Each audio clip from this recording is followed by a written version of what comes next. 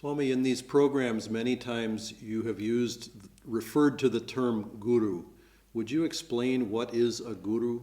Well, a guru is really just a teacher, but there is, when a person is seeking spiritually, many people ask me, do I need a guru? I say, you don't need a guru.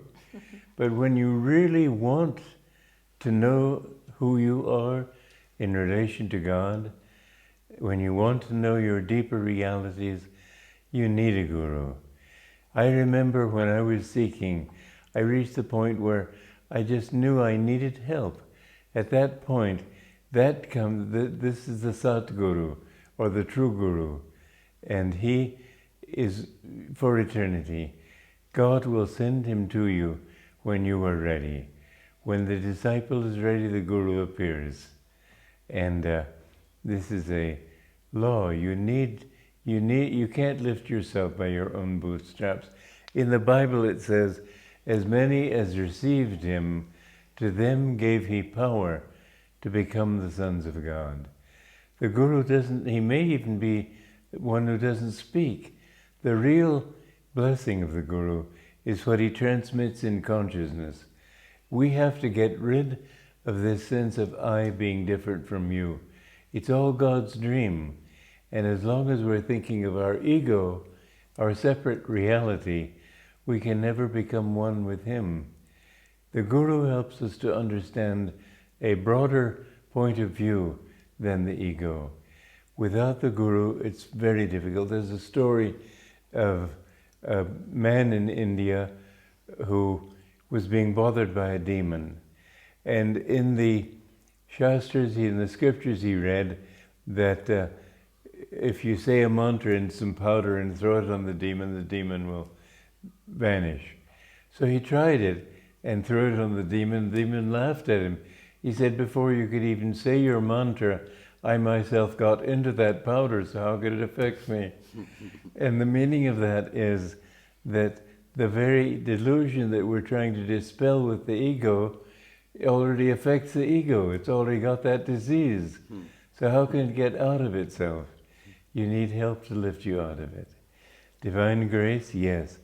But divine grace through the Guru. Just as everything in the world is done through an instrument, it even takes bees to pollinate the flowers. So the Guru in this instance is God's way of lifting you toward him. As people are searching for truth, does the Guru start coming to them maybe through books or through... Well, God comes to you through the books. God comes to you through the Guru. But in the beginning, when you're starting to look for truth, then God will introduce you through books, through lectures. You'll be drawn bit by bit. But when you really want help, then God will send help through a Guru. First of all, he'll send through secondary teachers and lower types of Guru, but the Sat Guru is for eternity. And what about your own Guru? Because you've referred to him also. What was he like? What was your relationship with him like? Well, I've written a book it's a biography of Paramhansa Yogananda. And I would like to say that anybody who's listening to this program should read that book, because it tells so much more than I can say in a short answer. What was he like? I have a whole chapter devoted to his characteristics. And I think some of the most prominent ones were that when I looked into his eyes, usually when you look into a person's eyes, you see a personality there. You see reactions and likes and dislikes.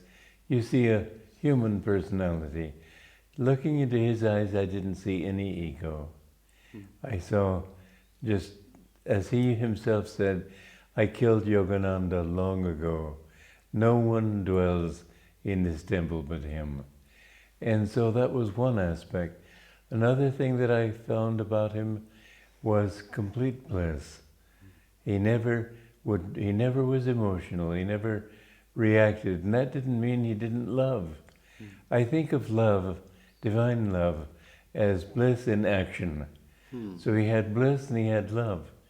And his love for people was universal.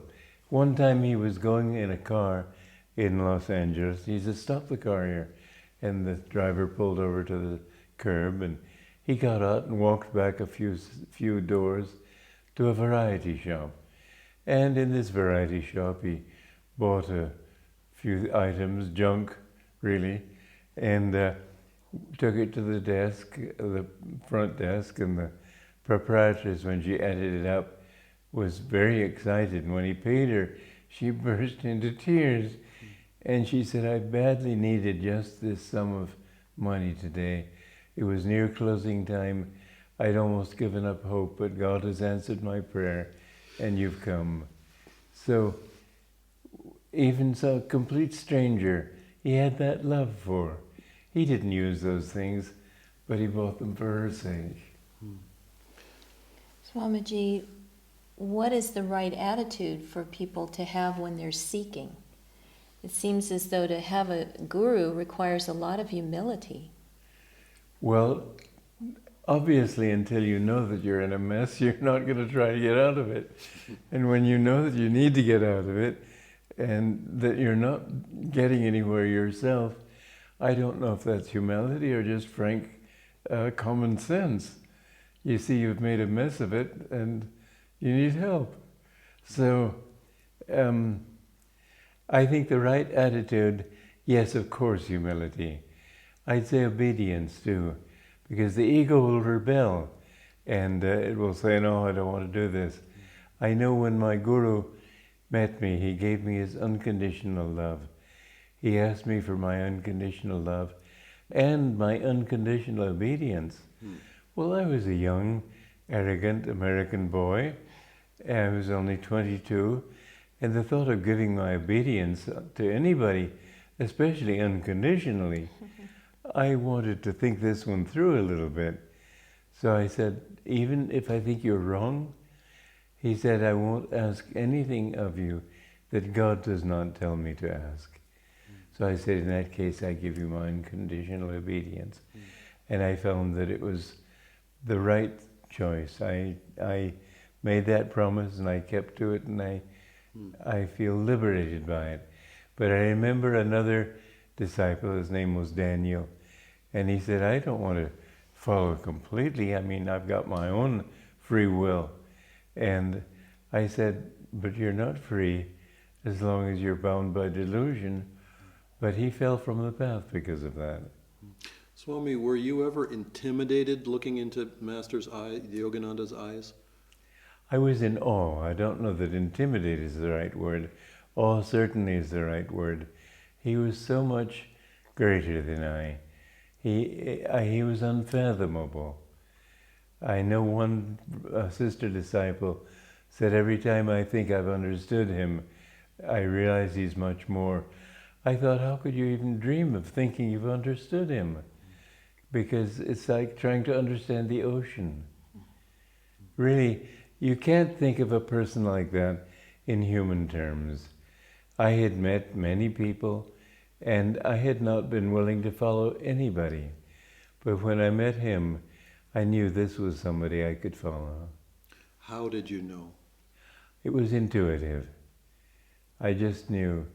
I think what drew me first in his autobiography was the absolute beauty of his attitude toward everything. No matter how people insulted him, no matter how many setbacks he had, he always came up smiling. Nothing touched him. I was amazed by that attitude. But the miracles in Autobiography of a Yogi, I couldn't deny them, but I couldn't accept them. They were just beyond my reality. I couldn't relate to them, so I put those on a shelf. But the beauty of him as a person, I said, I want to be like this person. How do you feel about those miracles now? Well, I know that they're true now. I've seen miracles. I saw them happening, but there was never any ego sense. For instance, with that woman, after he'd bought those presents for her, and she thanked him, and he didn't say anything. And many times I've seen him perform miracles. He never said anything. But somehow you notice in his presence everything kept happening in the right way. And that was the hallmark of it. They came through him. Accepting those miracles gives a very expanded view of reality. It does indeed. It wasn't long before I believed that, but I had come from I had not been seeking God even. I had from 13 on, all my life really, but especially from 13 on, I'd been seeking truth. But I didn't want to seek God, because to me, God, the God that I knew in my church, was too boring. I thought, I don't want that kind of God. And it was only when I came to the point where I realized that without God, nothing's going to work, that I tried to figure out what is God. And I came to the understanding that God must be, he can't be a man. He's got to be consciousness. And then if he's consciousness, I have to be a part of that consciousness. My consciousness must be expression of his consciousness. And then the more in tune I am with his consciousness, the more I will know of God. And so I decided to give my life to God. But mind you, I didn't know anything about saints. I didn't know anything about Indian philosophy. I didn't know anything. When my mother talked of miracles, I said, come off it, Mother. I was quite a skeptic. And yet, when I read that book, I was completely convinced. Swami, what is a miracle? What? A miracle, there's no such thing really as a miracle. Miracles don't exist. They're just things that seem inexplicable according to present understanding. But a miracle is really simply the operation of laws that most people don't know about. But it is not a suspension of law. It's an operation of law on a higher level. Even when St. Joseph of Cupertino, for example, levitated and flew around, that wasn't a miracle in the true sense, because he was simply using the operation of his principles. When the energy rises very strongly, it combats gravity itself. But to the worldly person, it seems a miracle. To know what the future is seems miraculous, but it's not. We all have these powers within us. We are the greatest miracle. The very fact that we exist is a miracle.